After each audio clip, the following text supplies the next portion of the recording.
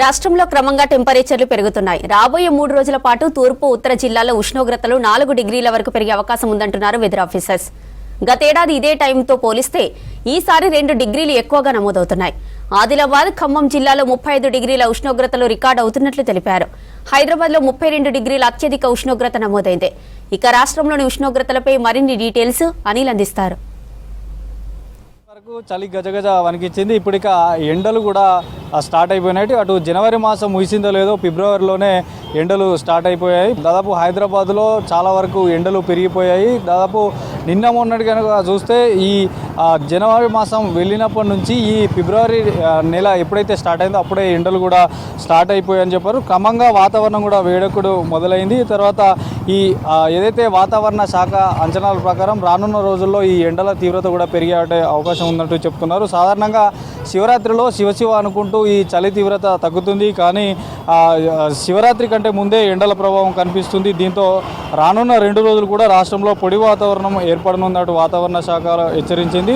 వేసవిలో ఈ ఎండల బాధలు తిప్పలు తప్పవు. ఎందుకంటే వృద్ధులు, చిన్నపిల్లలు, గర్భిణీలు ఈ ఎండల తీవ్రతకు కొంచెం అప్రమత్తంగా ఉండాలంటూ కూడా వైద్యులు, తర్వాత వాతావరణ శాఖ అధికారులు కూడా చెప్తున్నారు. సో ఎండ తీవ్రత ఎక్కువగా ఉన్న సమయంలో బయటకు రాకూడదు. తర్వాత ఎండ వేడికి ఎక్కువ గురి కాకుండా ఉండాలంటే తగిన జాగ్రత్తలు తీసుకోవాల్సి ఉంటుంది అంటూ కూడా చెప్తున్నారు. ఈ ఎండ తీవ్రత కారణంగా పిల్లలు, తర్వాత వృద్ధులు మధ్యాహ్నం పూట ప్రయాణాలు చేయొద్దంటూ కూడా చెప్తున్నారు. ఇక దాదాపు గడిచిన 24 గంటల వ్యవధిలో కనుక చూసుకున్నట్టయితే అటు రామగుండం కానీ, తర్వాత ఖమ్మం కానీ, ఈ ఉమ్మడి తెలుగు రాష్ట్రాల్లో మాత్రం గణనీయంగా అంటే 32 డిగ్రీల పైనే ఉష్ణోగ్రతలు నమోదవుతున్నాయంటూ కూడా చెప్తున్నారు. ఈ ఉష్ణోగ్రతలు పెరుగుతున్న నేపథ్యంలో ముఖ్యంగా చిన్నపిల్లలు, వృద్ధుల పట్ల జాగ్రత్తగా ఉండాలని చెప్తున్నారు. ఇక తర్వాత ఈ ఏదైతే బయటికి వెళ్ళేటప్పుడు తగినటువంటి నీరు కానీ, జ్యూసులు కానీ, తర్వాత ఎండ వేడి మీద తట్టుకునేటువంటి దుస్తులను కూడా ధరించాలని చెప్తున్నారు. తర్వాత డిహైడ్రేషన్కి గురి కాకుండా